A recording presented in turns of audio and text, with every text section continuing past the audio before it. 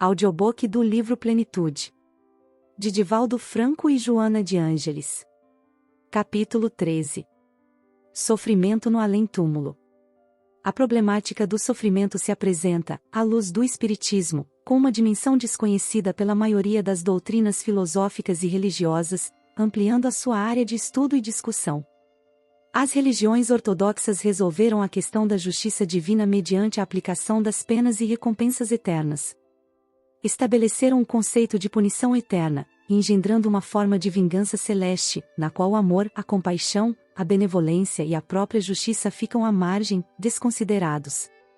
O infrator, segundo esse critério, perde o direito à reabilitação. Mesmo quando ignorante, psicopata ou simplesmente revel, ao tombar no erro é condenado sem remissão, caso morra em pecado. Com a mesma atitude, num momento severa, noutro, torna-se ingênua, diante do medroso que se arrepende ou do astuto que diz submeter-se ao dogma ou aceitar o Cristo como seu Salvador, liberando-o, a passe de mágica, de todo o sofrimento e brindando-o com a perpétua felicidade, que é reservada ao justo, como se procedimentos díspares merecessem a mesma qualificação e recompensa. A culpa assinala a consciência que se abre em chaga viva até a reparação do erro, a recomposição do campo energético agredido. O arrependimento sincero ou os propósitos honestos de reabilitação não bastam para conceder o reequilíbrio no psiquismo e na emoção do delinquente. Por isso, quanto mais esclarecido e lúcido o infrator, tanto maior o grau da sua responsabilidade. O erro retém o seu autor nas próprias malhas, que este deve desfazer mediante a correção do que foi praticado. Esse labor faculta a dignificação, promovendo o indivíduo. Liberado do mal praticado, adquire experiência e avança, estrada fora, no rumo de novos patamares para a felicidade, sem retentivas na retaguarda. Nem mesmo o perdão que a vítima concede ao seu malfeitor libera-o da consciência de culpa. Ajuda-o, naturalmente, a sentir-se melhor consigo próprio e com aquele a quem prejudicou, estimulando-se, ele mesmo, para reparar o dano causado. Mediante a concessão do amor e não o ódio em forma de revide, torna-se-lhe mais factível a vitória, a recuperação moral, assim liberando-se do sofrimento. A ilusão da posse, a presença das paixões primitivas, o egoísmo, agasalhados enquanto no corpo, transferem as chagas que geram para além da sepultura. Desde que o homem é espírito, e este, energia, as suas mazelas permanecem impregnadas, produzindo as ulcerações alucinantes onde quer que este se encontre, no corpo ou fora dele. Não provocando real alteração em ninguém, a morte apenas transfere os seres de posição e situação vibratória, mantendo-os conforme são. É natural que a troca de indumentária imposta pelo cessar do fenômeno biológico não lhe arranque as estratificações na área da energia, portanto, na sede da consciência. O desencarnado desperta além das vibrações moleculares do corpo com as mesmas aptidões, ansiedades, engodos, necessidades cultivadas, boas ou más, voltando a assumir a postura equivalente ao grau de evolução em que estagie.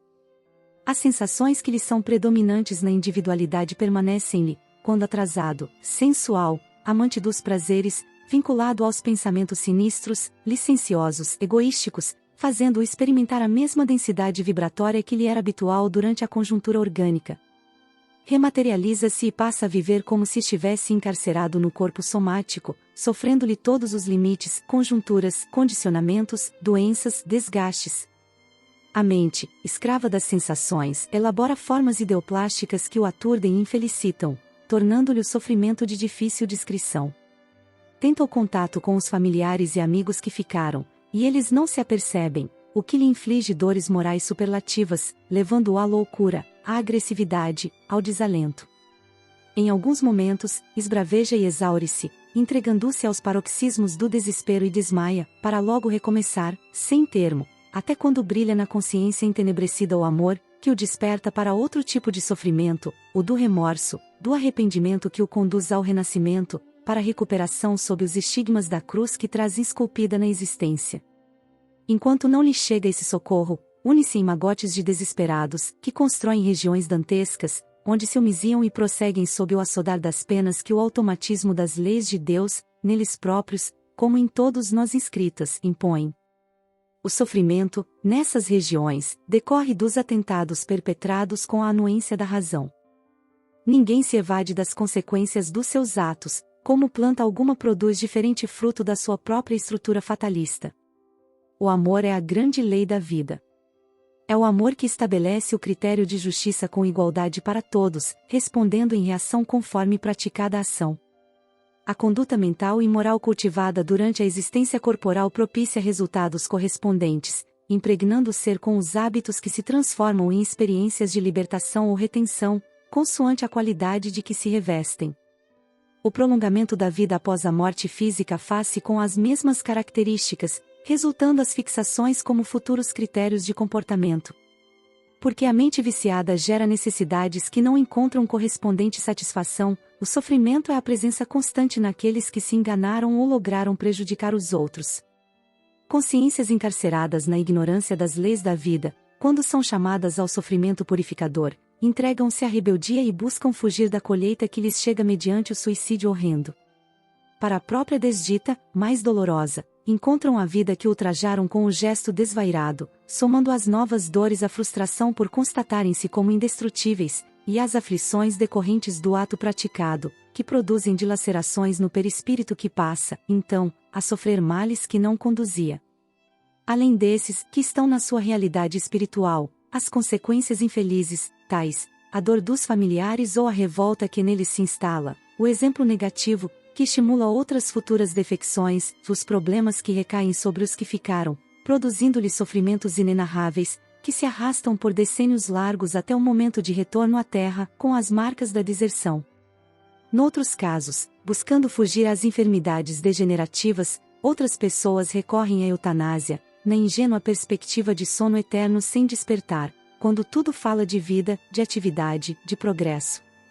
O letargo que buscam é povoado de pesadelos sombrios e presenças espirituais impiedosas, que lhes invectivam o ato e as atormentam sem descanso. A morte, em hipótese alguma, faz cessar o sofrimento, porque, não anulando a consciência, faculta-lhe logicar e vivenciar o prosseguimento das experiências, e porque as percepções pertencem ao espírito, continuam sendo transformadas nas delicadas engrenagens da energia em sensações e emoções. Daí a manifestação do sofrimento corrigindo os erros e conduzindo o infrator à reparação. Ninguém pense em morrer para libertar-se, caso não se libere antes do fenômeno de alterações biológicas pelo processo da morte. A ilusão que se permitem os indivíduos, conceituando a vida como um acidente biológico, é a grande responsável pelos disparates que lhes engendram dor e sofrimento. Somente a conscientização, a verdadeira individuação permitem uma vida saudável, na Terra e além dela, quando ocorrer o fenômeno da morte, em natural processo final de ciclo biológico. Prosseguindo o ser, além da desjunção cadavérica, com a consciência de si mesmo, é natural que permaneçam nele impressas as sensações e emoções amplamente vividas. Como efeito, aquelas que lhe constituíram bênção ou desarmonia predominam com mais vigor, dando curso à vida, embora noutra dimensão. Nessa panorâmica ressaltam as impressões grosseiras, de que não quis ou não se pôde libertar, gerando sofrimentos correspondentes, qual se permanecesse na esfera física. Como é compreensível, as fantasias cultivadas e os desequilíbrios da insensatez geram, na área dos sentimentos, amarguras, que são complementadas pelos complexos resultados da consciência de culpa, em razão dos erros perpetrados e de tudo quanto de positivo ele houvera podido realizar e não logrou fazer. A consciência que se apresenta culpada engendra mecanismos de reparação que se transformam em pesadelos de arrependimento desnecessário, assim permanecendo como látego inclemente a infligir-lhe punição. O arrependimento deve constituir um despertar da responsabilidade que convida à reconstrução, à renovação, à ação reparadora sem aflição nem desdita.